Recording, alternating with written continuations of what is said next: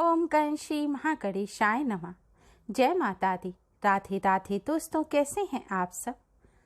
दोस्तों, चैत्र नवरात्रि चैत्र माह की शुक्ल पक्ष की प्रतिपदा पर शुरू होते हैं, जो कि इस बार 13 अप्रैल दिन मंगलवार को है।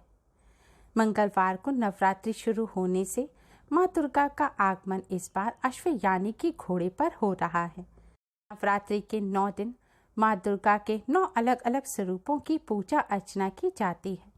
माँ दुर्गा की कृपा प्राप्त करने के लिए भक्त 9 दिन तक व्रत भी करते हैं। नवरात्रि के हर दिन देवी दुर्गा के एक रूप की पूजा की जाती है।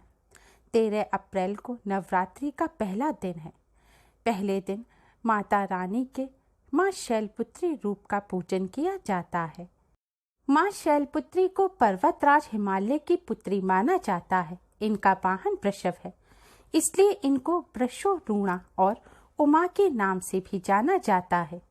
देवी सती ने जब पुनर्जन्म ग्रहण किया था तो इसी रूप में प्रकट हुई थी, इसलिए देवी के पहले स्वरूप के तौर पर माता शैलपुत्री की पूजा की जाती है।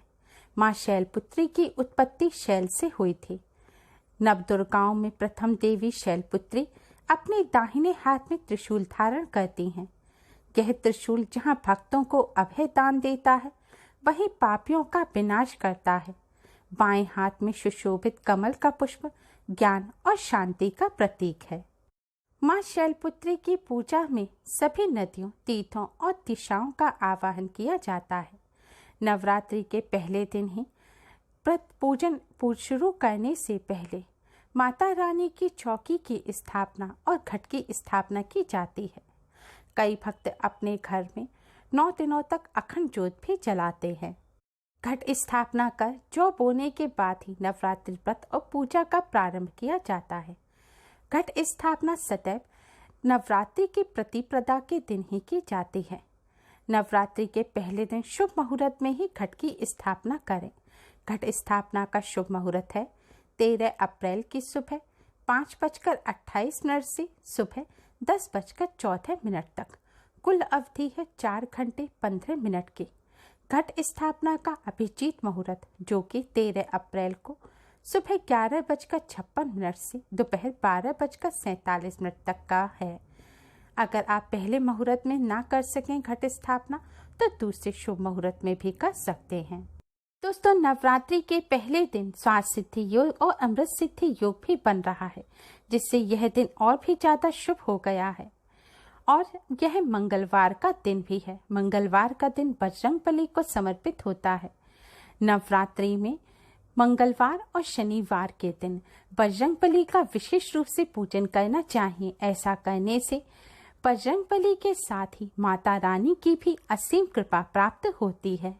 आज की इस वीडियो में हम आपको इन शुभ संयोग पर करने वाला एक बहुत ही आसान और असरकारक उपाय बताने जा रहे हैं। यह उपाय आपको सिर्फ एक दीपक और लौंग से करना है।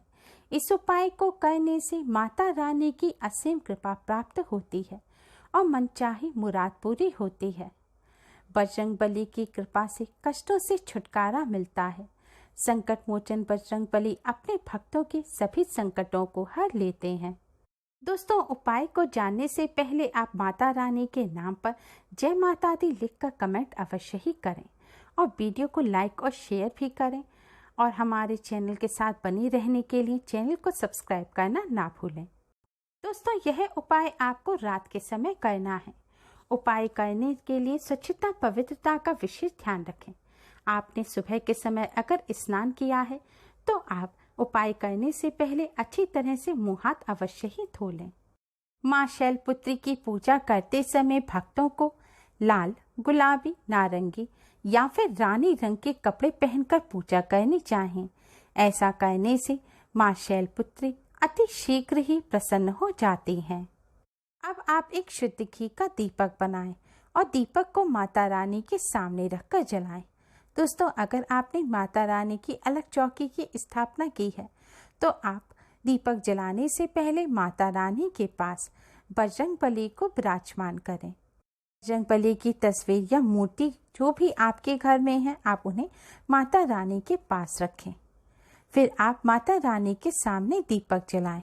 दीपक को आप किसी प्लेट में रखें या फिर दीपक के नीचे थोड़े से साबुत चावल रखकर उसके ऊपर दीपक रखें। अब आप एक साबुत फूल वाली लौंग लें। ध्यान रखें, लौंग साबुत होनी चाहिए। टूटी हुई लौंग को आप पूजा में इस्तेमाल ना करें। लौंग लेने के पश्चात आप इसे अपने मस्तक पर लगाएं और माता रानी को प्रणाम करें, बजरंगबली को प्रणाम करें।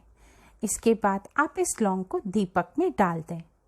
लौंग दीपक में डालने के बाद अब आप माता रानी को किसी फल या मिष्ठान का भोग लगाएं। दोस्तों, माँ शैलपुत्री को सफेद रंग की वस्तुएं अति प्रिय हैं, इसलिए हो सके तो माँ शैलपुत्री को सफेद रंग के वस्त्र पहनाएं, सफेद रंग के पुष्प अर्पित करें और सफेद रंग के मिष्ठान जैसे कि कलाकंद, बर्फी इत्यादि का ही आप माँ को भोग लगाएं, या आप घर में सवा के चावल की खीर बनाकर भी माँ को भोग लगा सकते हैं। अब आप एक पुष्प लें। पुष्प के साथ थोड़े से चावल के दाने लें। आपको साबुत चावल के दाने लेने हैं। हाथ में पुष्प लेने के बाद आप माँ शैलपुत्री के इस मंत्र का जाप करते हुए माँ शैलपुत्री को पुष्प अर्पित करें। मंत्र इस प्रकार है: ओम ऐं ह्रीं क्लीं चामुंडाय विच्छे, ओम शैलपुत्री देव्यै नमः। आपको इस मंत्र का केवल एक बार जाप करते हुए माँ शैलपुत्री को यह पुष्प अर्पित करना है। अब आप माँ शैलपुत्री को प्रणाम करें और आपने घट की स्थापना की है तो घट में विराज सभी देवी देवताओं को भी प्रणाम करें।